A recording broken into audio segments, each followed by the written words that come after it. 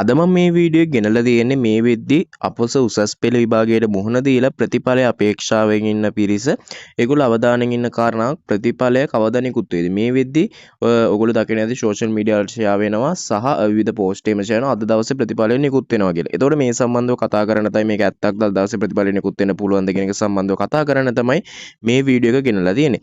මතක් කරනවා මගේ YouTube channel එකට අලුත් යාළුවෙක් නම් අනිවාර්යයෙන්ම YouTube channel එක subscribe කරලා bell icon එක press කරලා එකතු වෙන්න. මොකද මේ වගේ වටින වීඩියෝස් ඔයගොල්ලෝ ඉදිරියට බලා ගන්න පුළුවන්. මුලින්ම ඔයගොල්ලෝ අහපු කාරණාව ගත්තොත් අද දවසේ ප්‍රතිඵලය නිකුත් වෙන්න පුළුවන්ද? දැනට තියෙන වාතාවරණයත් එක්ක අද දවසේ කිසිසේත් ප්‍රතිඵලය නිකුත් වෙන එකක් නැහැ. එතකොට ඕගොල්ලොන් මීට කලින් දකින්නදී සිංහල අලුත් අවුරුද්දේ ප්‍රථම ඔයගොල්ලෝගේ ප්‍රතිඵලය නිකුත් කරනවා කියලා සඳහන් කරා. එහෙම ගත්තට පස්සේ ඔයගොල්ලොන්ට ඊළඟ මාසේ අප්‍රේල් මාසයේ මුල් සති තුල ගොඩක් දුරට ප්‍රතිඵලය නිකුත් වෙයි. මේ මාසයේ තුල නිකුත් වෙන එකක් නැහැ. මොකද දැනට තියෙන තත්ත්වයක් එක්ක සඳහන් කරපු විදිහට. එතකොට අද දවසේ මම ප්‍රධාන වශයෙන් කියන අද දවසේ ප්‍රතිඵලය නිකුත් වෙයි. අද දවසේ ප්‍රතිඵලය නිකුත් වෙන එකක් නැහැ ගොඩක් දුරට මම හිතන විදිහට. එතකොට ඔයගොල්ලෝ මේ සම්බන්ධව අපි ඉදිරියේදී අප්ඩේට් එකක් ගේනම් ප්‍රතිඵලය නිකුත් වෙනසෙනි.